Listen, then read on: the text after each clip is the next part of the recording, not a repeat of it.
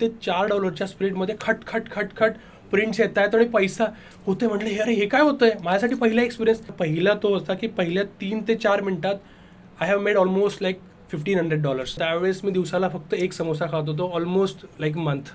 ॲडमिशनच्या त्या फॉर्मची फी होती ₹100 आणि त्या दिवशी माझ्या खिशात फक्त ₹100 होते. कमवा शिका योजनेअंतर्गत मी बागकाम करायचो, मी प्रिंटिंग प्रेसमध्ये काम करायचो, परत मी पिझ्झा शॉपमध्ये पण बऱ्याच वेळेस कामं केली आहेत. सामान्य ते असामान्य हा प्रवास करण्याची इच्छा असणाऱ्या प्रत्येकासाठी code breaker podcast escape the ordinary. नमस्कार, मी डॉक्टर शर्वरी इनामदार. कोड ब्रेकरमध्ये आपल्या सगळ्यांचं मनापासून स्वागत. पोटाचा खड्डा बुजवण्यासाठी दारोदार सायकलवर फिरत एन्सायक्लोपीडिया विकणारा एक होतकरू विद्यार्थी त्याच रस्त्यावरून 30-35 लाखाची फॅन्सी कार घेऊन दिमाखात मिरवतोय. हॉस्टेलची फी भरण्यासाठी पैसे नाहीत म्हणून धर्मादाय वसतिगृहामध्ये त्याला राहावं लागलं. पण अवघ्या 25शीतच या होतकरू तरुणाने एकही रुपयाचं कर्ज न काढता स्वतःचं घर याच शहरामध्ये घेतलंय. घराचं डाऊन पेमेंट जरी गोळा करायचं असलं तरी किती कष्ट आणि किती वैताग करावा लागतो हे आपल्याला सगळ्यांना माहितीच आहे. हसमुखजी म्हणतात, शेअर बाजार तो ऐसा ही है, धड़कने तेज कर देता है. यहाँ काम करने वालों का बीपी हमेशा हाई ही होता है. कमज़ोर दिल वालों का यहाँ काम नहीं कोई, कमज़ोर दिल वालों का यहाँ काम नहीं कोई, यहाँ तो हिम्मत वालों के सर पर ही हमेशा ताज सजता है. असा हा ताज यशस्वीपणे कॅरी करणाऱ्या, बायोलॉजीमध्ये शिक्षण होऊन सुद्धा US इक्विटी मार्केटमध्ये यश संपादन करणाऱ्या एका यशस्वी तरुणाची कहाणी आज आपण ऐकणार आहोत. त्याचं नाव आहे निलेश सोनवणे. नमस्कार निलेश. नमस्कार मॅडम. तुझं कोड ब्रेकरमध्ये खूप स्वागत आहे. थँक्यू. प्रथमतः तू जे काही यश संपादन केलंस, स्वतःच्या कष्टातून तुझं आयुष्य उभं केलंस, त्याच्यासाठी खूप खूप तुझं अभिनंदन. Thank you so much. आणि आयुष्य मजेत जगायसाठी पैसा ही खूपच बेसिक नीड आहे आणि पुरेसे पैसे असल्याशिवाय आयुष्याचा आनंद उपभोगता येत नाही. तर आम्हाला पहिला प्रश्न असा आहे तुझ्यासाठी की श्रीमंत या शब्दाची तुझी नेमकी व्याख्या काय आहे? ॲक्च्युली तुम्ही माझं जे इंट्रोडक्शन दिलं आधी मी त्याबद्दल बोलतो, कारण की म्हणजे ते आतापर्यंत मला ते जाणवलं नव्हतं की म्हणजे मी एवढं काही मोठं केलं आहे असं. कारण की मी माझ्यासोबतची आणि बरेचशी अजून लोकं पाहिले जी अजून माझ्यापेक्षा खूप सक्सेसफुल आहे. मला वाटतं मी माझ्या परीने जे शक्य होतं, मी ज्या बॅकग्राऊंडमधून आलो त्यात मी जे काही करू शकलो तेवढं मी करण्याचा प्रयत्न केला आहे माझ्या क्षमतेनुसार जे काही असेल. आणि जर श्रीमंतीचंच म्हणायचं झालं तर पैसा हा नक्की फार गरजेचा आहे म्हणजे दैनंदिन जीवनामध्ये. पण त्यासोबतच माझ्या मते पैशांच्या 2-3 ॲस्पेक्ट्स आहेत ज्याच्यामध्ये मी सांगतो. जसं की पहिलं म्हणजे फिजिकल आणि मेंटल हेल्थ, ते महत्त्वाचं आहे. नंतर तुम्हाला असा फ्रीडम महत्त्वाचं आहे, तुमचं वेळेचं महत्त्व फार आहे. आणि तिसरं जे आहे ते म्हणजे पैसा. आपण जे तुम्ही तिसरं म्हटलं तेच पैशाचंच. पण तर ज्या ठिकाणी या 3ही गोष्टींचा समतोल असतो ते माझ्यासाठी खरं म्हणजे श्रीमंती आहे. आज मी ट्रेडिंगच्या या करिअरमध्ये मी या म्हणजे स्टेजला पोचलो आहे की या 3ही गोष्टी माझ्याकडे मुबलक प्रमाणात अवेलेबल आहे.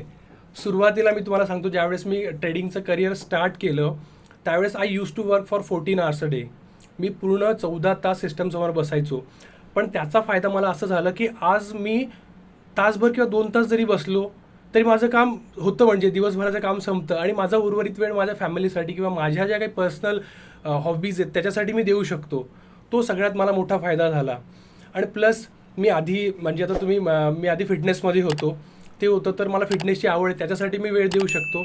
तर ओव्हरऑल श्रीमंती म्हणजे काय, ज्या ठिकाणी तुमची फिजिकल आणि मेंटल हेल्थ, परत तुमच्याकडे मुबलक पैसा असायलाच हवा आणि तुमच्याकडे वेळ पण भरपूर आहे की तुम्ही बाकीच्याही गोष्टी तुमच्या करिअर व्यतिरिक्त करू शकता. ते म्हणजे माझ्यासाठी श्रीमंती. आता तू स्वतःच सांगितलंस तुला असं वाटतं की तुझ्यापेक्षा खूप यशस्वी लोक आहेत, पण आम्हाला कोड ब्रेकरमध्ये तुझी मुलाखत घ्यावी वाटली. आजचा हा पहिला एपिसोड जो आहे तुझ्यापासून सुरू करावा वाटला. त्याचं कारण जे आहे ना ते हेच आहे की ज्या वेळेला तू 14 तास काम करत होता त्यावेळेला तुझ्याकडे बेस सेट करायला तुझं स्वतःचं कष्ट, तुझी बुद्धी याच्याशिवाय दुसरं भांडवल नव्हतं. बरोबर, अगदी खरं आहे, अगदी खरं आहे. त्याच्यामुळे आमच्यासाठी तू कोड ब्रेकर आहेस. आणि तुझी ही जी गोष्ट आहे की नाही लहानपणापासूनची, की ज्या वेळेला तुझ्या हातामध्ये काही नव्हतं, तुझं लहानपण कसं झालं झालं, तुझं शिक्षण कसं झालं, हम्म. याची जी गोष्ट आहे ती आम्हाला सांगशील? नक्कीच सांगेल मॅम. येस. तर मग तुझं शिक्षण कुठे झालं, सुरुवातीचं अगदी शाळेतलं? ओके. तर मी एकदम म्हणजे लहान प्राथमिक शिक्षणापासून सुरुवात करतो. तर माझे वडील जे आहेत ते वाहन चालक होते, गव्हर्नमेंट सर्वंट होते. म्हणजे एसटीच्या ह्याच्यामध्ये? नाही, ते गव्हर्नमेंट सर्वंट म्हणजे पंचायत समिती गावाकडे जे आमच्याकडे असतं ना, त्यांचे म्हणजे डिपार्टमेंट चेंज व्हायचे. आधी ते जे प्रायमरी हेल्थ सेंटर असतात त्या ठिकाणी होते, मग पंचायत समिती, मग जिल्हा परिषद, असे डिफरंट डिपार्टमेंट असतात. त्यामुळे माझं शिक्षण एका ठिकाणी नाही झालं. त्यांचं दर 4-5 वर्षांनी शिफ्ट म्हणजे कुठेतरी बदली व्हायची आणि आम्ही त्या ठिकाणी आम्हाला शिफ्ट व्हावं लागायचं. त्यामुळे काय की ते नेमकं म्हणजे खेडेगावात असायचं युजली, कारण की त्या ठिकाणीच ड्रायव्हरची आवश्यकता असायची वगैरे. तर माझं जे प्राथमिक शिक्षण झालेलं ते पूर्ण मराठी माध्यमातूनच. 1st to 4th स्टँडर्ड मी एकदम गावातच शिकलो. विवरे बुद्रुक म्हणून एक गाव आहे जळगाव जिल्ह्यामध्ये. तिथे माझं शिक्षण झालं. त्याच्यानंतर आमच्या गावामध्ये 5वी ते 10वीचं शिक्षण होतं, पण त्या ठिकाणी एवढी क्वालिटी नव्हती. तर माझा हट्टाच हा की नाही, मला तालुक्याच्या गावालाच शिकायला जायचं. म्हणून आमच्या गावापासून एक 5-10 किलोमीटर अंतरावर रावेर म्हणून तालुका आहे. तो MP च्या जस्ट बॉर्डरवरच आहे. तर त्या ठिकाणी म्हटलं मला शिकायला जायचं आहे. तर वडिलांनी मला समजवलं, बघ बेटा, जर तू जाशील तर तुला ट्रॅव्हल करावं लागेल, मे बी बसने जावं लागेल, तुला जास्त त्रास होईल, तुला हे होईल. नाही म्हटलं, मला जायचंच आहे. आय डोंट नो म्हणजे त्यावेळेस माझ्यामध्ये काय होतं, पण मला वाटायचं की अरे नाही, शहरात जाऊन बघू आपण काय असतं, तिथे जाऊ, मे बी काही कॉन्फिडन्स बिल्ड होईल, काही दुसऱ्या काही गोष्टी करता येतील. तर मग मी त्याप्रमाणे माझा अट्टहास होता. वडिलांनी पण अट्टहास पूर्ण केला. त्यांनी मला शहरात पाठवलं शिकायला. तर मी रोज सकाळी माझी जे स्कूलिंग असायचं ते 7 वाजता असायचं. तर मला 6ची बस घेऊन 7 वाजता स्कूल, तर मी शाळेमध्ये पोचणारा पहिलाच मुलगा असायचो नेहमी. ते वडिलांचंही जे ऑफिस होतं ते त्याच ठिकाणी होतं. तर मी सकाळी 7 ते 12:30पर्यंत शाळा करायचो पूर्ण. 12:30 नंतर वडील घरून येताना माझ्यासाठी टिफिन घेऊन यायचे. 12:30 ते दुपारी 2 वाजेपर्यंत मी त्या ठिकाणी वडिलांच्या ऑफिसमध्ये एक रेकॉर्ड रूम होतं, ज्या ठिकाणी तुम्हाला माहिती असेल की जी जुनी खूप आधी जे होते ना रेकॉर्ड रूम, त्यामध्ये नाही का पूर्ण असे गठ्ठे ठेवलेले असायचे जुन्या काळात. आता सर्व डिजिटलायझेशन झालं आहे त्यामुळे ते नसेल कदाचित, पण त्यावेळेस तशा रेकॉर्ड रूम होत्या, खूप फाईल होत्या. त्या रूममध्ये मी बसायचो, तिथे मी जेवायचो आणि मग 2 ते 4पर्यंत माझी 2 ट्युशन्स असायचे, एक इंग्लिश आणि मॅथ्स. तर ते याच्यासाठी, कारण की शाळेमध्ये पण कितीतरी शिकवलं तर त्याचा बेस चांगला असावा. वडिलांना माहिती होतं की हे खूप महत्त्वाचे विषय आहेत, तू याची ट्युशन करच. म्हटलं ठीक आहे, ते मी करणार. ते मी करायचो. त्याच्यानंतर मी कराटेमध्ये पण होतो. तर मला मला सगळंच करायचं होतं. तर कधी कराटे, कधी तालीम, असंही करायचो मी. तर मग 4पर्यंत ट्युशन करून मी 5ला परत कराटे क्लासला पोचायचो. मग 5 ते 7 कराटे क्लास आणि मग रात्री 8 वाजता मी परत घरी जायचो. तर त्यावेळेससुद्धा मी सकाळी 6 ते रात्री 8पर्यंत घराबाहेर असायचो. विच वॉज म्हणजे मला त्यावेळेस काही एक्सपेक्टेशन नव्हतं, पण मला फक्त आवडायचं म्हणून मी त्या सर्व गोष्टी करत होतो. त्यावेळेस असं झालं. तर हे 10th पर्यंत माझं सुरू होतं. त्याच्यानंतर मग मी बाहेर पडलो. ज्या वेळेस तू पहिल्यांदा गावातून म्हणजे वडिलांच्या छत्रछायातून बाहेर पुण्यात आलास, येस. त्यावेळेला तुला कुठले चॅलेंजेस फेस करावे लागले घरापासून लांब राहताना? चॅलेंजेस तसे भरपूर होते, कारण की वडील मला नेहमी सांगत की बघ, तुला पैसा हवा आहे, मी देईन तुला, तुम्ही कसा आणेल किंवा काय असेल. बघा, मिडल क्लास घरातनं जे लोक येतात सगळ्यांनाच माहिती तुटकी असतात. एक एक्झाम्पल म्हणून सांगतो की आमची स्कूलमध्ये असताना नेहमी शाळेची ट्रिप जायची, तर सर्व मुलं जायचे. मी एकदाही कुठल्याच वर्षी मी घरी बोललो नाही की पप्पा मला पैसे द्या तुम्ही आणि मला ट्रिपला जायचं, कारण की मला माहिती आहे जरी मी विचारलं तरी त्यांच्याकडे पैसे नाहीच, ते मला आधीपासून ठाऊक होतं. त्यामुळे त्यांना कधी विचारलं नाही. तर तसं पुण्यात मी ज्यावेळेस आलो त्यावेळेस फार कमी पैसे होते. मी माझ्या एका नातेवाईकांकडे राहायचो काही दिवस, जोपर्यंत मला म्हणजे राहण्याची एक सोय होत नव्हती तोपर्यंत. तर ते विमाननगरजवळ राहतात. तर मी तिथून मॉडर्न कॉलेज म्हणजे शिवाजीनगरला, ज्या ठिकाणी मी बायोटेक्नॉलॉजी केलं, तिथपर्यंत मी सायकलने यायचो रोज. तर मी कॉलेज संपल्यानंतर मी रूम शोधत फिरायचो सगळीकडे की मला कुठे रूम मिळेल का राहायला, की. आणि माझं बजेट होतं की 1000 रुपीज मॅक्स. 1000 रुपीज म्हणजे 1000 रुपयापेक्षा मी जास्त खर्च करू शकणार नव्हतो. मग मी त्यावेळेस माझ्या कॉलेजच्या जवळ एक बसस्टॉप आहे, मॉडर्न कॉलेज शिवाजीनगरचा जो रोड आहे तिथे त्या बसस्टॉपवर एक हे होतं, लावलं होतं की रूम भाड्याने मिळेल गोखलेनगर येथे 800 रुपये कॉट बेसिसवर. मी म्हटलं यार 800 रुपये तर बस आपल्या बजेटपेक्षा कमीच आहे, म्हटलं जाऊयात मस्त. तर मला आधी गोखलेनगरला जो जाणारा रस्ता आहे तो रस्ता जो आहे तो मॉडेल कॉलनीतनं पण आहे आणि एक E-स्क्वेअरवरनं पण आहे, गोल फिरून जे चतुर्शृंगीकडनं आपण जातो ना तो पण रस्ता आहे. तर मला मॉडेल कॉलनीतला रस्ता माहिती नव्हता. मी चतुर्शृंगीकडनं चालत गोखलेनगरला गेलो. तिकडे जात असताना मी एका ऑटोवाल्याला रस्ता विचारला, तर त्यांनी मला विद्यार्थी सहाय्यक समिती, मला माहिती नाही तुम्ही बघितली की नाही, पण ते SB रोडला आहे, जिथे आता सध्याचं मॅरियट आहे. 2 बाजूने रस्ता जातो, एक मॉडेल कॉलनीतनं जातो रस्ता गोखलेनगरला आणि एक मॅरियटकडनं जातो. तर त्यांनी मला मॅरियटकडनंचा रस्ता सांगितला. तर त्या रस्त्याने जात असताना मी फार हताश होतो. म्हणजे मी अक्षरशः होप सोडली होती की मला आता कुठे राहायला जागा मिळेल का. तो माझा 800 रुपयाची रूमचा हा माझा लास्ट म्हणजे शेवटचा पर्याय होता. ते जात असताना मी हताश असताना असं चालत असताना मला अचानक विद्यार्थी सहाय्यक समितीचा बोर्ड दिसला. मी म्हटलं विद्यार्थी सहाय्यक समिती हे कुठेतरी ऐकलं आहे. तर शाळेत कॉलेजमध्ये मुलं बोलत असतात की अरे मी विद्यार्थी सहाय्यक समितीत राहतो म्हणून. म्हटलं ठीक आहे, जाऊन बघूयात तर खरी आतमध्ये काय आहे. मी आतमध्ये गेलो, तिथे मी बघितली त्यांची त्यांचे म्हणजे डिटेल्स बघितले की काय तुम्हाला ॲडमिशन फीज काय आहेत वगैरे, तुम्ही कोण इथे ॲडमिशन घेऊ शकतं वगैरे, ते सगळं वाचलं. आणि ॲडमिशनच्या त्या फॉर्मची फी होती 100 रुपये आणि त्या दिवशी माझ्या खिशात फक्त 100 रुपये होते.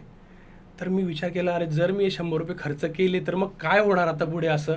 म्हणून हताश होऊन परत बाहेर आलो, गेटपर्यंत आलो. मी म्हटलं ठीक आहे म्हणजे करू काहीतरी मॅनेज करू आपण, असा विचार केला. परत गेलो, फॉर्म घेतला, सगळे डॉक्युमेंट्स जोडले आणि डॉक्युमेंट्स देऊन मी जे डिरेक्टर होते त्यांच्याकडे सबमिट करायला गेलो. आता इथे एक गमतीशीर गोष्ट आहे बघा. आता काय होतं की पुण्यात आल्यामुळे मला नाही का वडिलांनी एक साधा फोन दिला होता मला, असा जो नोकियाचा वगैरे होता बघा त्यावेळेस, तो फोन माझ्याकडे होता. तर रेक्टरांची माझी सगळ्यात फॉर्म घेतला. त्यांनी मला सांगितलं हे बघ आपल्याकडची सगळ्यात पहिली कंडिशन मोबाईल अजिबात चालणार नाही. आणि तो काळ बघा 2010ची गोष्ट ती होती, मोबाईल अजिबात चालणार नाही. आणि काय तू तर अगदी श्रीमंत घरातला दिसतोयस मला. आता ऑब्व्हियसली आपण बघा ज्यावेळेस पुण्यात कॉलेजमध्ये शिकायला येतो थोडंफार साहजिकच आहे आपण की व्यवस्थित राहू व्यवस्थित जाऊ असं. आणि मी गोरा आहे त्यातल्या त्यात त्यांना असं वाटलं की अरे हा काही वाटत नाही आहे की हा गरीब घरातला मुलगा आहे म्हणून. तर ते म्हटले बघ आणि तू गरीबही वाटत नाही आहे, आता नेमकं करावं काय. तर म्हटले बघ मी तुझा फॉर्म घेतो पण मला वाटत नाही तुझं इथे सिलेक्शन होईल ते म्हणून. म्हटलं सर मी खरंच गरीब आहे, मला खरंच आवश्यकता आहे. बरं ठीक आहे. आणि तेवढ्यात माझा मोबाईल वाजतो. तर अरे तुझ्याकडे तर मोबाईलही आहे, आता मग कसं करणार. मी म्हटलं सर मी हा भावाचा मोबाईल आणला आहे की मला पुण्यातलं काहीच माहिती नाही आहे म्हणून मी त्याचा मोबाईल जवळ ठेवला आहे म्हणून. बरं ठीक आहे तू ठेवून जा म्हणून फॉर्म मी सबमिट केला आणि परत गेलो. मग 2-3 दिवसांनी मला त्यांचा फोन आला की तू ये इंटरव्ह्यूला. असं आलो, मी इंटरव्ह्यूला घेऊन आलो. परत तोच प्रश्न, अरे तुला तर बघून वाटत नाही आहे की तुला गरज आहे म्हणून ते. आणि झालं नेमकं असं की माझ्या कॉलेजची जी फी होती म्हणजे नॉर्मल जे कोर्सेस असतात त्याची फी होती काहीतरी 5-10 हजार रुपये काहीतरी असते, पण माझी फी होती काहीतरी 30,000 रुपीज. आणि वडिलांकडे शिक्षणाचा म्हणजे तो होता, त्यांनी कुठून तरी मला जमा करून ती फीस दिली होती की ठीक आहे तुला आवडतं ना हा विषय बायोटेक्नॉलॉजी तुला करायचं ना, मी देतो तुला. तर मी माझ्या काही चुलत भावांकडनं वडिलांकडनं असे जमवून त्याची फीस भरली होती. तुझी फी एवढी जास्ती आहे, तू कसं म्हणजे तू मला नाही वाटत तू गरीब आहे म्हणून. असं म्हटलं ठीक आहे आता काय करणार. त्यांनी मला परत पाठवलं, मी परत गेलो. मग त्यांनी मला परत बोलवलं नाही, पण म्हटलं आता करावं काय मी. मग मी काय केलं नेक्स्ट डे गेलो. मी थोडे म्हणजे माझ्या घरातले जे जुनी कपडे होते ना माझ्याकडे ठेवली, ती जुनी कपडे घालून गेलो मी त्याच्यात काय केलं की एक जुनी थोडीशी फाटकी पॅन्ट, असं थोडंसं दाग लागलेलं शर्ट असं घालून गेलो आणि चालत गेलो, जुनी चप्पल घालून तिथे गेलो आणि दिलो आणि मग गेलो. अरे तू मागच्या वेळेस पण आला होतास ना, सरांचं तेच. म्हटलं सर मला खरंच गरज आहे म्हणून मी सारखं येतो. बरं ठीक आहे. मग त्यांनी सगळी लिस्ट चेक केली. मग त्यांना त्यात कळलं की याच्यामध्ये आपल्या पूर्ण हॉस्टेलमध्ये जे 400-500 विद्यार्थ्यांमध्ये कुठलाही विद्यार्थी बायोटेक्नॉलॉजीचा नाही आहे. तर तिथे काय होतं की कॉमर्सचे एवढे विद्यार्थी ठराविक, सायन्सचे एवढे, असे प्रत्येक विभागाचे वाटलेले होते. म्हटलं ठीक आहे आम्ही तुला देतो ॲडमिशन, पण तू आजच्या आजच फी भरावी. म्हटलं ठीक आहे आजच्याच पैसे कुठून आणणार. मी धावत परत काकांकडे गेलो. काका मला पैसे तुम्ही उधार द्या प्लीज, मी तुम्हाला नंतर देईन परत, मला तुम्ही पैसे द्या, मला ॲडमिशन घ्यायची आहे. तर असे बरेच प्रसंग आहेत अजून, मी जे मला थोडे आठवते सांगतो. असे होते ज्यावेळेस मी तो फॉर्म विकत घेत होतो त्यावेळेस मी दिवसाला फक्त 1 समोसा खात होतो. ऑलमोस्ट लाईक मंथ, 1 महिनाभर मी तो राहायचो. पण ठीक आहे आय थिंक त्याच्यामुळेच मला वाटतं माझं नेचर असं झालं आहे. ठीक आहे. कसं आहे की कष्टातून तू जात होतास आणि त्यावेळेला तू त्या कष्टातून जातोयस हे तुला दाखवायचं नव्हतं. गरिबी जी आहे ती दाखवायला कोणालाच आवडत नसते. गरीब नाहीये असं जे लोक समजत होते त्यांना गरिबी आहे हे दाखवण्यासाठी कपडे शोधून तुला घालावे लागले. येस. त्या प्रसंगापासून ज्यावेळेस तू स्वतःच्या पायावर उभं राहिलास आणि करिअर चूज केलंस फिटनेस मधलं, येस तिथपर्यंतचा तुझा प्रवासाविषयी सांगशील? ओके. तर हे करत असताना मी म्हणजे माझं राहण्याची सोय झाली, ते झालं. पण मी हॉस्टेलला असताना परत रोजचा जो खर्च काहीतरी असतोच ना आपल्याला, काहीतरी लागणारच म्हणून मी नाही का कमवा शिका योजनेअंतर्गत मी बागकाम करायचो, मी प्रिंटिंग प्रेसमध्ये काम करायचो, परत मी पिझ्झा शॉपमध्ये पण बऱ्याच वेळेस कामं केली आहेत आणि आमच्या हॉस्टेलला हॉटेल मॅनेजमेंटची मुलं असायची. तर ज्यावेळेस रविवारी सुट्टी असायची ना त्या दिवशी नाही का कुठेतरी लग्न वेडिंग्समध्ये नाही का कॅटरिंगचं काम मिळायचं, तर आम्ही अशी कामं करायचो आणि काहीतरी खर्च भागवायचो. तर आम्ही असं करत होतो. त्याच्यानंतर मग हे करत असताना ग्रॅज्युएशन कंप्लीट केलं. तर आधीपासून बघा मार्गदर्शन नव्हतं, जे स्वतः डिसाईड करणार तेच. वडीलही कमी शिकलेले, आई कमी शिकलेली, त्यामुळे काय करणार हे माहीत नाही, आपण डिसिजन घ्यायचं. म्हणून मी परत बायोटेक्नॉलॉजीला ॲप्लिकेशन केलं युनिव्हर्सिटीमध्ये, पण मिळालं नाही. मग शेवटी नाईलाजाने मला झोलॉजीला मिळालं ॲडमिशन PG साठी. पोस्ट ग्रॅज्युएशनसाठी आफ्टर ग्रॅज्युएशन. ठीक आहे, ते मिळालं मला, पण तिथे मी करत असताना अरे ते म्हणजे रूढीगतच तेच होतं. मला एवढं ते सगळं करत असताना मला एवढं ठाऊक पडलं की यात मला मोठं होता येणार नाही आहे. मला माझ्या इच्छा काहीतरी वेगळ्या होत्या. मे बी ते मॉनिटरी असू देत, म्हणजे ते असेल monetary, maybe I don't know, पण मला मोठं व्हायचं होतं. कारण की मला जे टीचर्स शिकवायचे आहेत किंवा आमचे जे PhD होल्डर्स जे आम्हाला गाईड करायचे, त्यांचं मी बघितलं होतं. मग ते ॲट द एज ऑफ 30-32 त्यांना ज्या प्रकारची सॅलरी होती, म्हटलं मला 30व्या वर्षी एवढं कमी कमवायचं नाही आहे, मला चांगलं करायचं आहे काहीतरी. म्हणून मी तिथून ड्रॉपआउट झालो, ते मी सोडलं मध्येच. आणि मग असंच होताना काय करावं विचार चालू होते डोक्यात. व्यायामाची आवड मला आधीपासूनच होती. तर मला K11चा जो फिटनेस ट्रेनर कोर्स आहे त्याच्याबद्दल माहिती मिळाली. अगेन त्यावेळेस पण फीज खूप जास्त नव्हती माझी, 20-30 हजार रुपये होती वाटतं काहीतरी फी. तर मी म्हटलं घरी परत अट्टहास करून मला करायचंच हे करायचंच. ठीक आहे, वडील म्हटलं ठीक आहे तुझी इच्छा आहे करते. त्यांनी मला म्हणजे कधीही शिक्षणासाठी नाही म्हटलं नाही. त्यांनी म्हटलं ठीक आहे मी पैसे देतो तू कर. मी तो कोर्स कंप्लीट केला. आता त्या कोर्समध्ये फायदा असा झाला माझा की मी सायन्स बॅकग्राऊंडचं असल्यामुळे मला बायोमेकॅनिक्स माहिती होतं, मला फिजिओलॉजी माहिती होती, ते माहिती होतं. त्यामुळे मला ते आवडायला लागलं. म्हटलं की यार इंटरेस्टिंग आहे. मला म्हणजे असं खूप एफर्ट्स घ्यावे लागणार नाहीत. मला फक्त फॉर्म टेक्निक शिकायला लागलं, ते झालं. मी डिस्टिंक्शनने ते सर्टिफिकेशन कंप्लीट केलं आणि इमिजिएटली तिथे वॅकन्सीज येत राहायच्या की हे येतो. तर त्यावेळेस K11चंच 5 फिटनेस क्लब होतं तुकाराम पादुका चौकामध्ये. त्या ठिकाणी मला जॉब मिळाला आणि मग मी जॉब सुरू केला त्यावेळेस तिथे. तर आता तू एवढ्या सगळ्या अप्स अँड डाऊन्स मधून येऊन फिटनेस इंडस्ट्रीत गेलास, येस ऑब्विसली पैसे कमवायला लागला असेल. येस त्यावेळेला काही गर्लफ्रेंड वगैरे होती तुला? नाही अजून तिथपर्यंत आलं अजून तिथपर्यंत आलो नाही. त्यावेळेस मी म्हणजे फुल फोकस. मला म्हणजे माझं डिस्ट्रॅक्शन अजिबात नव्हतं. मला फक्त माहिती मला मोठं व्हायचं आहे, दॅट्स इट. मग कुठे डिस्ट्रॅक्शन नव्हते. आणि काय होतं की गर्लफ्रेंड असली म्हणजे तिच्याही काही गरजा असतील ना, त्या पूर्ण करण्यासाठी आपण कॅपेबल नव्हतो. आपल्याच गरजा पूर्ण होत नव्हत्या, त्यांचं काय करणार. मग आता एकदा सेट झालेलं असताना एवढ्या सगळ्या ह्याच्यातून जॉब चालू झाला, इन्कम चालू झाला, मग त्याच्यातून ट्रेडिंग मध्ये जायचं हे कसं काय सुचलं तुला? याची पण एक फार गमतीशीर स्टोरी आहे बघा. म्हणजे काय झालं, मी आता मी सांगितलं तसं मी फिटनेस ट्रेनर कोर्स कंप्लीट केला, मला जॉब मिळाला, ते झालं. मी ऑलमोस्ट 1.5 वर्षापर्यंत ते काम करत होतो व्यवस्थित. आता सेट व्हायला लागलो होतो. इव्हेंच्युअली मी प्लॅनसुद्धा करायला लागलो होतो की आता काही दिवसांनी मला नाही का फ्रीलॅन्सर व्हायचं आहे.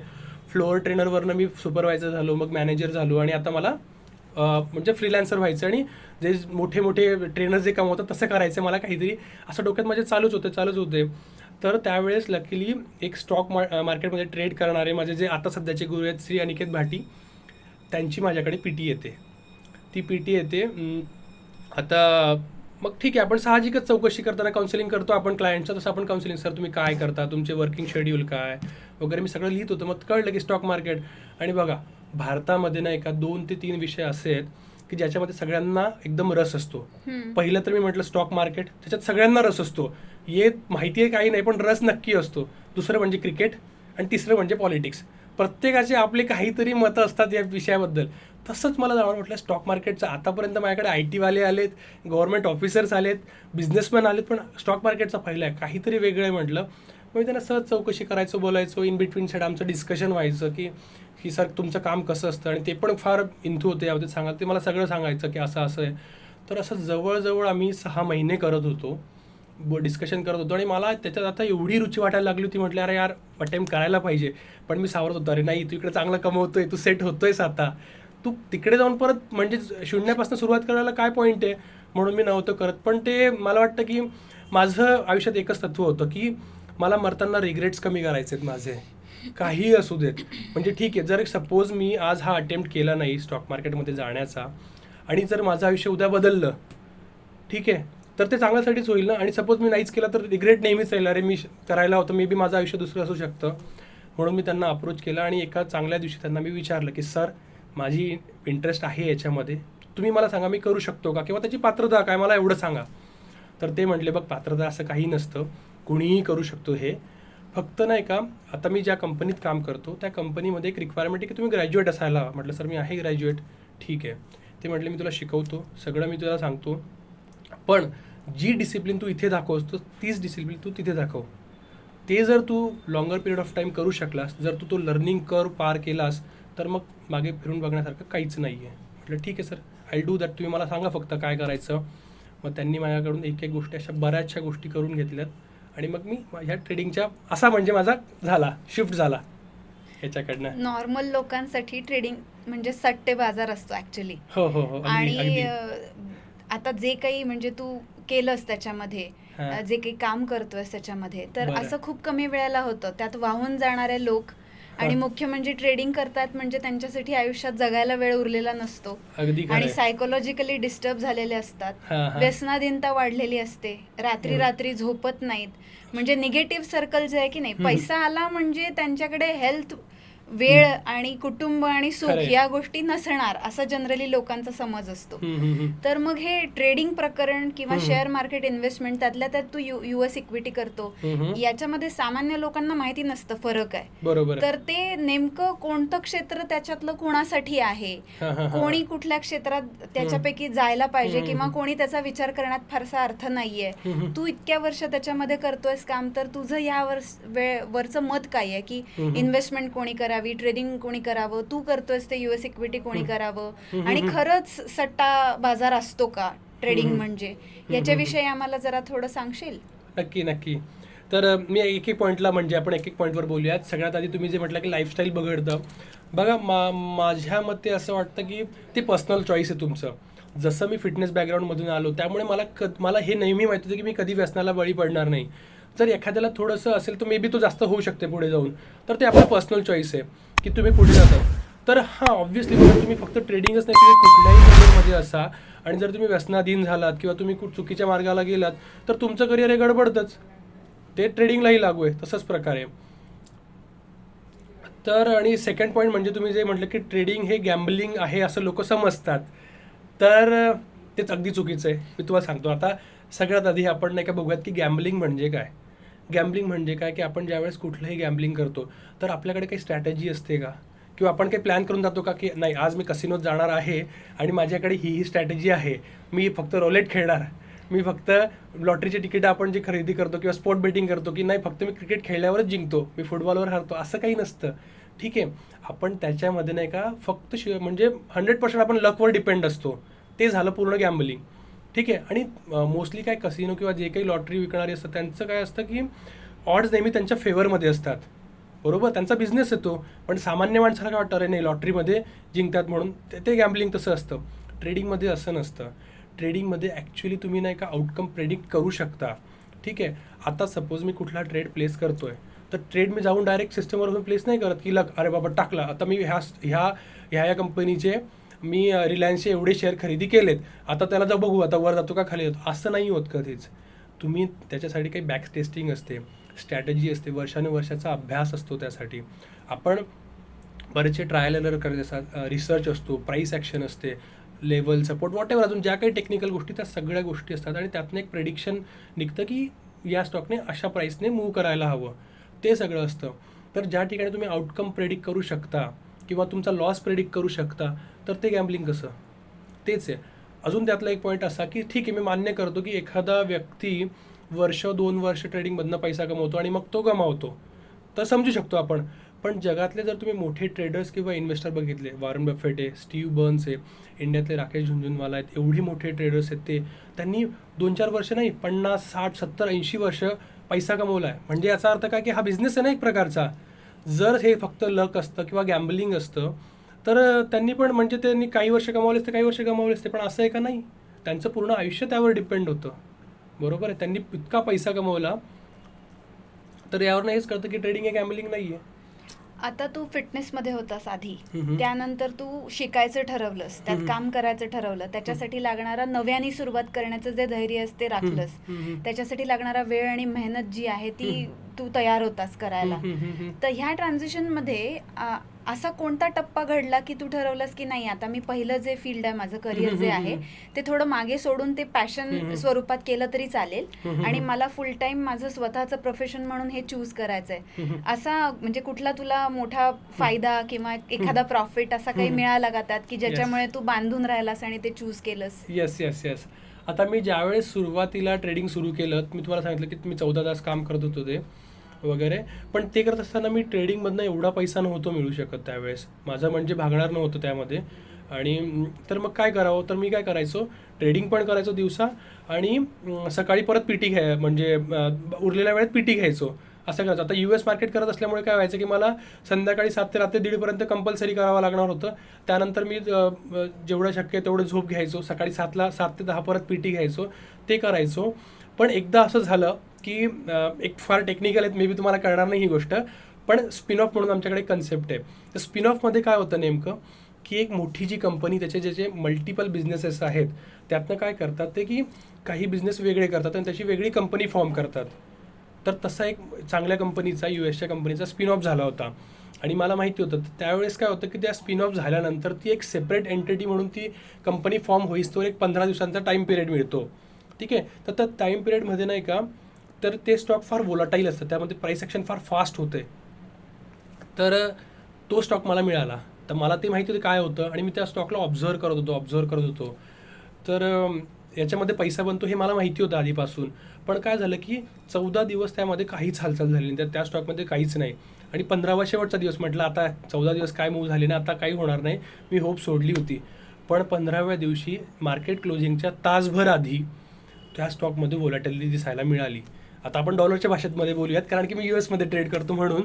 तर त्या स्टॉकमध्ये मी बघतोय की बीड साईडला आणि ऑफर साईडला $2 ते $4 स्प्रेडमध्ये खट खट खट खट प्रिंट्स येत आहेत आणि पैसा होते. म्हटलं हे अरे हे काय होतंय, माझ्यासाठी पहिला एक्सपिरियन्स. मी एक ऑर्डर टाकली, दुसरी म्हणजे मी बाय केलं, सेल केलं, मला $200 प्रॉफिट. म्हटलं बाप काय, अजून एक. तर आय एम टेलिंग यू, त्या मी म्हणजे माझा पहिला तो होता की पहिल्या 3 ते 4 मिनिटात I have made almost like $1,500. तो माझा पहिला होता and I was like just blown away की अरे हे काय म्हणजे हे की म्हणजे काहीतरी म्हणजे यासाठी म्हणते काय कुबेरचा खजाना जो म्हणतो ना, पण तोच माझ्या हातात लागला होता. असं झालं मला त्यावेळेस. पहिल्यांदा म्हटलं नाही, याच्यात पोटेन्शियल आहे, याच्यात आपण अजून मेहनत घ्यायला हवी. तर जो माझा वेळ पीटीसाठी जातो तो होता. मग मी तो इमिजिएटली नाही संपवलं, हळूहळू जसे थोडं कमी करायला गेलो आणि मी इकडे कन्सिस्टंटली कमवत होतो. मग ते कमवत असताना मग मी म्हटलं की आता फिटनेसला बाजूला ठेवू, स्वतःसाठी करू फक्त. आणखी मी आता बऱ्यापैकी पैसा कमवायला लागलो होतो, म्हणून मी तो थोडंसं मागे फिटनेसमध्ये थोडं मागे आलो आणि मग ट्रेडिंगमध्ये पूर्ण शिफ्ट झालो, पूर्ण वेळ. या दरम्यान जो डायलेमा असतो की नाही, त्याच्यातून पैसे मिळायला लागलेले नाहीयेत आणि ह्याच्यातून मिळणारे जे आहेत त्याच्यासाठीचा वेळ आणि ते सोडवणं, याच्यातून तू बाहेर पडल्याच्या नंतर आणि हे करिअर चालू केल्याच्या नंतर साधारणतः किती दिवसांमध्ये तू तुझं कुटुंब सेटल होणं, लग्न, मुलं ह्यापर्यंत पोहोचलास? तो काळ किती होता? त्या दरम्यान कुटुंबाकडून काही विरोध झाला का? किंवा त्यावेळेसचं तुझं फेज जे होतं लाईफचं ते कसं होतं? ओके. तर मला ॲक्च्युली सपोर्ट बघा कुणाचाच नव्हता या फील्डला. कारण की मी म्हटलं ना, सट्टाच आहे. माझे नातेवाईक जे मोठे ज्येष्ठ आहेत घरातले, सगळ्यांचं एकच म्हणणं, बघ ह्या सट्टा आहे, पैसा कमवशील गमावशील, तुझं ठरवायचं बघ, तुझा जो फिक्स आहे इन्कम ते तू घालवायची आहे का. विरोध होता आणि मला तोपर्यंत बऱ्यापैकी आयडिया आली होती. जसं मी म्हटलं, माझे जे सर आहेत त्यांनी मला समजवलं होतं, बघ याच्यामध्ये एवढे मोठी लोकं आहेत, त्यामुळे ते नक्कीच हे नाही आहेत की त्यांनी एवढा पैसा कमवला आहे. ठीक आहे म्हटलं, ठीक आहे. मी त्यांना म्हटलं की ठीक आहे, मला फक्त एवढं त्यांना प्रूव्ह करायचं होतं, मला एवढंच होतं ते होतं. आणि माझं जे लग्न झालं ते मी ट्रेडिंगमध्ये सेट नसताना झालं ॲक्च्युली. त्याची पण एक स्टोरी आहे की आम्ही ॲक्च्युली सेम कंपनीतच होतो. मी ट्रेडर होतो, ती मॅनेजमेंटमध्ये होती माझी वाईफ. तर ज्यावेळेस ट्रेडिंगमध्ये मी म्हटलं ना की इनिशियल फेज फार अवघड असतो ॲक्च्युली कुठल्याही ट्रेडरसाठी. तर मी एकदम म्हणजे नाही का, सुरुवातीला मी ज्यावेळेस ट्रेडिंग जॉईन केली, एक इन्थो होता, मी काही करतो, पण 5-6 महिन्यांनी तो जरा संपायला लागला होता, कारण की मी पैसा कमवत नव्हतो, जरा डिप्रेशन आलं होतं ते. सो आमच्याकडे त्यावेळेस मोबाईल वगैरे अलाउड नव्हते फ्लोअरवर ट्रेडिंगसाठी, कारण की डिस्ट्रॅक्शन होतं म्हणून. तर आमच्याकडे एक चॅट सिस्टम होतं. तर माझी बायको मला ती सिस्टमवरनं चॅट मला पाठवायची की why are you so depressed, की काय इश्यू आहे का तुला. म्हटलं ठीक आहे. मग सांगितलं की ठीक आहे यार मला असा असा इश्यू आहेत ते आहेत. म्हटलं ठीक आहे. ती म्हटली होईल ना ठीक, तू करत राहा, काही इश्यू आहेत का, काही प्रॉब्लेम आहेत का, तुला तर मेंटर पण आहेत, बाकीच्या लोकांना मेंटर नाही आहेत. ते खूप महत्त्वाची गोष्ट असते ट्रेडिंगमध्ये की मेंटर असणं फार गरजेचं आहे. म्हटलं ठीक आहे, पण तरी मी सक्सेसफुल होत नाही आहे. तर तिथून आमचा प्रवास सुरू झाला असं बोलायला. आणि नेमकं त्यावेळेस मग आम्ही डेट वगैरे केलं, बाहेर गेलो आणि आवडलो. म्हणजे ठीक आहे, जे नेहमी फर्स्ट अट्रॅक्शन आपण जे म्हणतो ते होतं आम्हाला. नेमकं त्यावेळेस आता मुलींची लग्न लवकर होतात घरी, म्हणजे 30च्या आत मी बी तसं. तर तिच्या घरी ते चालू होतं लग्नाचं बघणं. मग ती मला सांगत होती की आम्हाला जाणवतं की आम्ही म्हणजे एकमेकांना आवडतोय वगैरे. तर तिच्या घरी लग्नाचं चालू होतं सुरू बनून. ती म्हणते की बघ माझ्या घरी लग्नाचं सुरू आहे वगैरे असं आहे. मी म्हटलं ठीक आहे, पण आता मी काय करू ना, मी तर अजून ट्रेडिंगमध्ये सेट नाही आहे वगैरे. ते म्हटले नाही मला कॉन्फिडन्स आहे तू होशील. म्हटलं असं का म्हणतेस, मी तर म्हणजे काय. मग तिला माझी स्टोरी माहिती होती सगळं, मी कुठून आलो आहे वगैरे काय. तर आमचं झालं होतं बोलणं. तर तिने मला खूप सपोर्ट केला. इव्हेंच्युअली आम्ही लग्न केलं, झालं, आणि त्याच्यानंतर मी ट्रेडिंगमध्ये सक्सेसफुल झालो ॲक्च्युली. ओके. तर ते म्हणजे उलट गणित आहे, पण तिचा मला पूर्ण थ्रूआउट सपोर्ट होता ह्याच्यामध्ये, या पूर्ण जर्नीमध्ये. मग आता तू करिअर चेंज केलंस, ट्रेडिंगमध्ये सेट झाला, लग्न झालं तुझं. हं. तर याच्यामध्ये घर नसण्यापासून स्वतःचं म्हणजे डाऊन पेमेंट वगैरे विषय नाही, स्वतःच्या पैशाने स्वतःचं घर, येस आणि सायकलवरून फिरण्यापासून मोठी कार घेण्यापर्यंतचा जो yes. प्रवास आहे तो करण्यासाठी तुला किती वर्षाचा काळ लागला? ओके. तर मी सांगेन की खूप म्हणजे 2017मध्ये माझं लग्न झालं. हम्म. ठीक आहे. आणि 18पासून मी जरा व्यवस्थित कमायला लागलो. तर म्हणजे मला वाटतं 4 वर्षांचा पिरियड मला लागला हे सर्व करण्यामध्ये. ओके. तर ज्या गोष्टीसाठी लोक लाईफ टाइम घालवतात Yes, आणि yes. पूर्ण लाईफ टाइम गेला तरी सेट होत नाहीत, नाहीत. तर तुझं श्रीमंतीची जी व्याख्या आहे की कुटुंबासाठी वेळ पाहिजे, हेल्थला वेळ देता आला पाहिजे, येस. आणि स्वतःचा वेळ जो आहे तो फक्त पैसे कमवणे याच्यासाठी बांधून न घेता इंडिपेंडन्स जो आहे तो पाहिजे. येस येस तर हे होण्यासाठी तुला 4 वर्षाचा पिरियड लागला आणि तो सुद्धा खूप मोठा आहे असं तुला वाटतं. येस. तर सामान्य लोक काय म्हणतात, ट्रेडिंग हे येड्यागबाळ्याचं काम नाहीये, बरोबर. त्याच्यासाठी एक वेगळा माइंडसेट आणि सायकोलॉजी असावी लागते. तर ट्रेडर कोणी व्हावं आणि शेअर इन्व्हेस्टमेंट कोणी करावी याच्याविषयीचं तुझं काही ठोकताळे आहे, ऐकणाऱ्यांना काय सांगशील? नक्कीच. आता मी आधी पहिल्या पॉईंटवर बोलतो की जसं तुम्ही म्हटलं ना की 3-4 वर्ष पण खूप मोठी आहेत, कारण की I have seen people who have made more than, म्हणजे मी आयुष्यात आपण पैसा बघितला तर 6 महिन्यात त्यांनी बनवले आहेत. वेगळी इट डिपेंड्स, प्रत्येकाची पर्सनॅलिटी वेगळी असते वगैरे, की त्यामुळे ते डिपेंड करतं. म्हणून माझ्यासाठी तो काळ फार जास्तीचा आहे. जर मी ट्रॅडिशनल वेने गेलो असतो हेच करायला तर मला 10 वर्ष लागली असती कदाचित, मे बी 15ही लागू शकली असती. पण ट्रेडिंगमध्ये मला ती फक्त 3-4 वर्षांचा कालावधी लागला. तर ट्रेडिंगमध्ये यावं कुणी हे फार महत्त्वाचं आहे, खरं आहे. आणि ट्रेडिंग कुणी करावं आणि इन्व्हेस्टमेंट शेअर मार्केट इन्व्हेस्टमेंट कुणी करावी ते पण तेवढंच महत्त्वाचं आहे. तर ट्रेडिंगमध्ये मी म्हणेन की ज्या व्यक्तीकडे नाही का दिवसाला काहीतरी सर्टन अमाऊंट ऑफ टाईम आहे त्याच्याकडे, की मी दिवसाला 2-4 तास मार्केटला देऊ शकतो, त्या लोकांसाठी आहे ट्रेडिंग. जर तो यंग असेल तर फारच बरं आहे, कारण की त्यामुळे काय होतं की तुम्हाला एक कोणी फायनान्शियल रिस्पॉन्सिबिलिटी नसते. तुम्हाला मे बी लग्न नसेल झालं तर जास्त बेटर आहे. ठीक आहे. तुम्ही ट्रेडिंगला वेळ देऊ शकता. आता मी ज्यावेळेस म्हणजे ट्रेडिंगमध्ये होतो आणि मला ॲक्च्युली खरा पैसा बघायला मला ऑलमोस्ट 2 वर्ष लागलीत ते होण्यासाठी. त्यामुळे ते ट्रेडिंग देणं पण तेवढा वेळ देणं पण गरजेचं आहे. नॉर्मली काय होतं की आपण ट्रेडिंग, आता बघा नॉर्मल प्रोफेशनचा आणि ट्रेडिंगचा मी तुम्हाला डिफरन्स सांगतो. की आपण कुठलंही नॉर्मल प्रोफेशन चूज करतो, आपण एक फॉर्मल एज्युकेशन घेतो, मग हायर एज्युकेशन होतं, त्यानंतर मग मे बी इंटर्नशिप असेल और तुमचं हे असतं प्रॅक्टिस असेल वॉटेवर, त्याच्यानंतर तुम्ही पैसा कमवायला सुरू करता. तो पण खूप मोठा नसतो पैसा, तो फार क्वचितच मिळतो पैसा. पण ट्रेडिंगमध्ये तसं नाही आहे. अकाउंट ओपन करा, नेक्स्ट डे ट्रेडिंग स्टार्ट, आणि यांना वाटतं की मला उद्याच श्रीमंत व्हायचं आहे. कसं शक्य आहे रे? तुम्हाला नाही का पूर्ण वेळ द्यावा लागेल, त्यामुळे टेस्ट करायला लागेल, तुमची सायकॉलॉजी डेव्हलप करावी लागेल, बऱ्याचशा अशा गोष्टी आहेत ज्या तुम्हाला कराव्या लागतील. तर जर तुमच्याकडे तेवढा वेळ आहे, मी एज म्हणणार नाही की एज बॅरियर आहे, गरजेचं नाही आहे. तुम्ही कुठल्याही, आमच्याकडे 70 वर्षाचे गृहस्थ आहेत, ते सुद्धा ट्रेडिंग करतात. सो एज हा बॅरियर नाही आहे, तुम्ही कुठल्याही वयात करू शकता. पण तुमच्याकडे वेळ हवा ट्रेडिंगसाठी. इन्व्हेस्टमेंट, आता इन्व्हेस्टमेंटचा नेमका गोल काय? तर इन्व्हेस्टमेंटचा नेमका गोल आहे हा वेल्थ क्रिएट करणे. ट्रेडिंगचा गोल हा ॲक्टिव्ह इन्कम मिळवणे. आपण दुसऱ्या कुठल्या प्रोफेशनप्रमाणे जसं ॲक्टिव्ह इन्कम तसं ट्रेडिंगमधून मिळवतो. पण इन्व्हेस्टमेंट काय की तुमचं एक करंट प्रोफेशन और जॉब आहे, त्याच्यासोबत तुम्ही काहीतरी तुमचं अजून बॅकअप तयार करतात ते म्हणजे वेल्थ. ते इन्व्हेस्टिंगमध्ये, तर इन्व्हेस्टिंगला तुम्हाला रोज बघण्याची गरज नाही आहे. बाहेर ब्रोकर्स आहेत, त्यांच्या थ्रू कमी करू शकता. जर तुम्हाला इंटरेस्ट आहेच तर तुम्ही दिवसाला तासभर देऊ शकतात, महिन्यातनं थोडेफार वेळ देऊन. जर तुम्ही थोडे आणि एकदम लहानपासून सुरुवात करा तर तुमचा जॉब और प्रोफेशन सांभाळून तुम्ही जर तुम्हाला जर अजून मोठं व्हायचं असेल तर तुम्ही इन्व्हेस्टिंग केली पाहिजे. पण हां, जर तुम्हाला मोठा पैसा असेल आणि तुमच्याकडे वेळही आहे तर मग तुम्ही ट्रेडिंग केली पाहिजे. तर हा मुख्य डिफरन्स आहे ट्रेडिंग आणि इन्व्हेस्टिंगचा. जे अपकमिंग लोक आहेत, हम्म. ज्यांना ह्याच्यात करिअर करायचंय, त्यांना तू काय सांगू इच्छितोस? ओके, त्यांना बी सांगेन ट्रेडिंग इज नॉट इझी. हम्म? ठीक आहे, पण इझी नाही आहे याचा अर्थ असा नाही आहे की इम्पॉसिबल आहे. ठीक आहे, मी माझं एक्झाम्पल देतो की मी ज्या बॅचमध्ये स्टार्ट केलं त्याच्यामध्ये 45 लोकं होती. त्यातनं मी एकटाच जो ट्रेड करतो, आय थिंक माझ्या कॉन्टॅक्टमध्ये आहेत, आमचा ग्रुप होता, सगळी बाहेर पडलीत ते. त्यामुळे हे खूप कठीण आहे का असंही मी म्हणणार नाही. त्यांनी फक्त नाही का ट्रेडिंगला इनफ वेळ दिला नाही. तुम्हाला इनफ वेळ देणं गरजेचं आहे. जर मे बी काही लोकांनी 3 महिन्यात सोडलं, काहींनी 6 महिन्यामध्ये, काहींनी वर्ष 1.5 वर्षात. मी टिकून राहिलो. वर्ष 1.5 वर्षभर मी लिटरली 3-4 हजार रुपये कमवत होतो. ते स्टायपेंड मिळायचं आम्हाला कंपनीत, त्यात तो कमवत होतो मी. पण मला माहिती होतं हे वर्क करेल म्हणून मी टिकून होतो आणि मग मी इव्हेंच्युअली पैसा बघितला. तर तुम्हाला सगळ्यात महत्त्वाची गोष्ट आहे की टिकून राहणं महत्त्वाचं आहे. नंतर गोष्ट आहे की तुम्हाला त्याच्यामधले नाही का ज्या गोष्टी आहेत त्या शिकण्यामध्ये रस हवा. ठीक आहे, लोकांना काय फक्त पैसाच कमवायचा आहे मला, नाही, आधी लर्न करा आणि एल काढा आणि अर्न करा. त्या गोष्टी महत्त्वाच्या आहेत.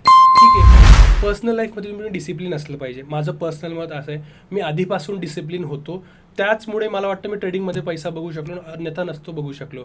कारण की ज्यावेळेस तुम्ही रोज सिस्टमसमोर बसता त्यावेळेस तुम्हाला सिस्टमसमोर बसल्यानंतर तुम्हाला एक वेळ हवा असतो, तुम्हाला रिसर्च करावा लागतो. ते करता तुम्ही, वेदर इट इज तुम्ही खूप सक्सेसफुल ट्रेडर आहात, 10-15 वर्ष ट्रेडिंग करतात का तुम्ही नवीन असाल, प्रत्येकाला तेवढा वेळ हा द्यावाच लागतो. त्यामुळे पर्सनल लाईफमध्ये जर तुम्ही डिसिप्लिन असाल तर तुमच्यासाठी हायर चान्स आहे. जर नसाल तर तुम्ही पर्सनल लाईफमध्ये डिसिप्लिन व्हा, आपला माइंडसेट डेव्हलप करा. ट्रेडिंगमध्ये येणारे तुम्ही सायकॉलॉजी वाचा. कारण की नॉर्मल जे आपण प्रोफेशन करतो, कुठलाही बिझनेस असतो ते काही असतो, त्याच्यापेक्षा ट्रेडिंगचे जे कॉन्सेप्ट्स आहेत किंवा सायकॉलॉजी ही टोटल एकदम डिफरंट आहे. कारण की बघा, पैसा हा जो आहे ना माणसाच्या इमोशन्सशी जुडलेला विषय आहे. बरोबर आहे. आपण बाजारात एखादी वस्तू घ्यायला जातो, खरेदी करतो. आपण एका दुकानातून ती वस्तू खरेदी केली आणि ज्या वेळेस आपण दुसऱ्या दुकानात जाऊन तीच वस्तू आपल्याला स्वस्त मिळते, तो तर फक्त काही म्हणजे रुपयांचा विषय तरी आपल्याला वाटतं अरे नाही मी फसवलो गेलो वगैरे. इथे हा विषय रोज तुम्ही लाखांमध्ये करता तर डेफिनेटली तुमच्या मेंटल हेल्थवर टोल घेणार आहे. तुम्हाला मेडिटेशन त्यामुळे करणं फार मस्ट आहे ट्रेडरला आहे का. तर असे बरेचसे ॲस्पेक्ट आहेत अजून. तर टिकून राहणं तुमचं, आम्ही अजून काय म्हटलं की हे आपलं त्यातल्या शिकण्यामध्ये रस असावा, त्या गोष्टी आणि अजून बऱ्याचशा की तुम्ही जर चांगल्या बॅकग्राऊंडमध्ये येणार असाल, जर तुम्ही पर्टिक्युलरली US मार्केट म्हणत असणार ना, तर मला असं वाटतं की एक बेसिक इंग्लिशचं नॉलेज असायला हवं. एक्सपर्ट असणं गरजेचं नाही आहे. मला इंग्लिश बोलता येत नाही किंवा मला कळत नाही कारण की मराठी माध्यमातून आलो आहे. पण एक आम्ही जे ट्रेड करतो, जो डेटा येतो किंवा जे न्यूज आम्ही वाचतो ते इंग्लिशमध्ये असते पूर्ण.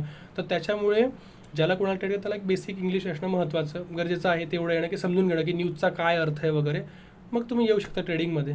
तर ओव्हरऑल ही सगळ्या आहेत गोष्टी. निलेश आपल्याला सांगतोय की जरी ट्रेडिंग हे पैशाशी खेळणारं माध्यम असलं, त्याच्यामध्ये तुम्ही लाखांमध्ये व्यवहार करत असता, त्यावेळेला तुम्ही ज्या मार्केटमध्ये ट्रेड करताय त्याच्याशी रिलेटेड न्यूज ज्या आहेत त्याचा अवेअरनेस महत्त्वाचाच आहे. पण त्याच्याबरोबर कन्सिस्टन्सी, डिसिप्लिन आणि बिईंग क्युरियस टू लर्न, ह्या ज्या बेसिक गोष्टी आहेत ह्या तुमच्याकडे जर नसतील आणि छोटे छोटे लॉसेस जे आहेत त्याचं सायकोलॉजिकल निगेटिव्ह इफेक्ट टाळण्यासाठी तुम्ही मेडिटेशनसारख्या काही गोष्टी करत नसाल, स्वतःच्या हेल्थकडे, डिसिप्लिनकडे लक्ष देत नसाल, तर ट्रेडिंगमधून सुद्धा श्रीमंत होणं जे आहे ते फक्त स्वप्नच राहील आणि मग तो सट्टा होतो. तर त्याचं जे हे म्हणणं आहे हे यामध्ये करिअर करणाऱ्या मुलांना नक्की उपयोगी पडेल असं मला वाटतं. आम्हाला अजून काही सांगू इच्छितोस?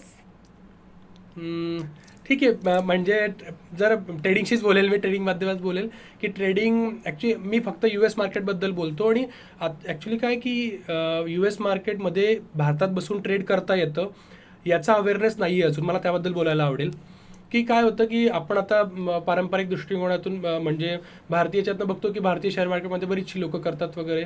पण ज्यावेळेस मी लोकांशी इंटरॅक्ट करतो मला सगळ्यात पहिल्यांदा प्रश्न ते विचारतात, मग तुम्ही कशात ट्रेड करता, कमोडिटी करता त्या फ्युचर्स करतात का काय करतात? मी त्यांना सांगतो US मध्ये ट्रेड करतो. US मध्ये कसं ट्रेड करतात तुम्ही? म्हटलं हो शक्य आहे, पण लोकांना माहिती नाही आहे. तर तो माझा त्यांना सांगण्याचं हे असेल की भारतामध्ये राहून लिगली तुम्ही US ट्रेड करू शकता आणि तुम्ही डॉलरमध्ये पैसे कमवू शकता. डॉलरमध्ये लॉसही होतो, पण पैसेही कमवू शकता. तर बघा काय होतं की आपण सपोज आपल्याला US मध्ये जॉबची अपॉर्च्युनिटी मिळाली, आपण तिकडे जातो, जॉब करतो, पण त्याच्यामध्ये खर्च US डॉलरमध्येच होतो ना. भारतात राहून US डॉलरमध्ये कमवण्याचा फायदा असा आहे की तुम्ही कमवता US मध्ये, पण म्हणजे खर्च जो होतो तो इंडियन रुपीजमध्ये, त्यामुळे तुमची ग्रोथ ही फास्ट होऊ शकते. कन्सेप्ट सगळे सेमच आहेत. ठीक आहे. US मार्केटचा मोठा फायदा काय आहे की US मार्केट हे जगातलं सगळ्यात मोठं आणि जुनं मार्केट आहे. ठीक आहे. NYSE ज्यावर आम्ही ट्रेड करतो जगातलं सगळ्यात मोठं मार्केट आहे. आपण साधारण एक एक्झाम्पल घेऊयात की जसं इंडियाचा जो GDP आहे ऑलमोस्ट तो 3.75 ट्रिलियन आहे आणि ॲपल जी कंपनी आहे त्या एकट्या कंपनीचा जो कॅपिटल आहे तो आहे 2.75 ट्रिलियन. फक्त 1 लाख ट्रिलियन इंडियन GDP पेक्षा कमी. अशा कितीतरी कंपनी आहेत US मध्ये. मायक्रोसॉफ्ट आहे, अमेझॉन आहे. ते माझे फेवरेट स्टॉक हेच आहेत, टेक स्टॉक. मी अमेझॉन, टेस्ला वगैरे हे मायक्रोसॉफ्ट, मेटा या सगळ्या गोष्टी मी ट्रेड करतो. तर त्याच्यामध्ये अशा 8,500 कंपनीज आहेत. ते महत्त्वाचं आहे. त्यातल्या त्यात काय की जगातल्या ज्या कुठल्याही कंट्री असू दे त्या सगळ्या कंट्रीजच्या मोठ्या कंपनी US मध्ये लिस्टेड आहे. ती जपानची सोनी असू देत, इंडियाची टाटा मोटर्स, डॉक्टर रेड्डीज, इन्फोसिस त्या तिथे लिस्टेड आहेत. चायनाची अलिबाबा असू देत त्या लिस्टेड आहेत. त्यामुळे काय होतं की ज्यावेळेस त्यांच्या ओरिजिन कंट्रीमध्ये काही फ्लक्च्युएशन्स होतात तुम्हाला त्याचा इकडे फायदा घ्यायला मिळतो. तो एक मोठा स्कोप आहे US मार्केट येण्याचा. लिक्विडिटी फार आहे, लिक्विडिटी क्रंच होत नाही. तुम्ही लाखोमध्ये शेअर ट्रेड करू शकता दिवसाला. तो लिक्विडिटी क्रंच कधी येत नाही. त्यामुळे मला वाटतं की जी आजची नवी जनरेशन आहे त्यांनी US मार्केटमध्ये जावं, त्याच्यामध्ये करावं, कारण की याच्यामध्ये ट्रिमेंडस अपॉर्च्युनिटी आहे. खूप खूप बेनिफिट्स आहेत त्यामध्ये. निलेश आपल्याला सांगतोय की डबक्यामध्ये पोहत असाल तर समुद्रात जायला अजिबात घाबरू नका. पोहता तिथेही येणार आहे, फक्त काही बेसिक नियम जे आहेत ते पाळावे लागतील. Exactly. आणि थोडा अभ्यास ठेवावा लागेल, म्हणजे तो सट्टा बाजार होणार नाही. बरोबर, अगदी बरोबर. तर निलेशपासून प्रेरणा घेऊन वेगळी क्षितिज जी आहेत, वेगळी करिअर्स जी आहेत ती चोखाळण्याला तुम्ही मागे पुढे पाहणार नाहीत आणि तुमची जी स्वप्न आहेत त्याला पंख द्यायला विसरणार नाहीत. समाज माध्यमं जी आहेत, सोशल मीडिया, तिथे लोक तुला कुठे शोधू शकतात? तू कुठे सापडशील त्यांना? ओके, माझं जर ट्रेडिंगची प्रोफाईल असेल तर मी ट्रेडिंगमध्ये इंस्टाग्राम माझं हँडल आहे वॉल स्ट्रीट ट्रेडर _ म्हणून माझी हे हँडल आहे माझं. त्याच्यावर तुम्ही मला फॉलो करू शकता. माझं पर्सनल हँडल आहे, पण ते बऱ्याचशा वेगळ्या गोष्टींसाठी आहे. पण तुम्हाला जर ट्रेडिंगशी रिलेटेड असेल तर वॉल स्ट्रीट ट्रेडर _ तुम्ही फॉलो करू शकता. निलेश, तू कोड ब्रेकरमध्ये आलास आणि तुझी जी लाईफ जर्नी आहे ती आमच्याबरोबर शेअर केलीस, याबद्दल आम्ही तुझे खूप खूप आभारी आहोत. Thank you for being a guest of code breaker. Thank you ma'am. Thank you so much for inviting me. Thank you so much.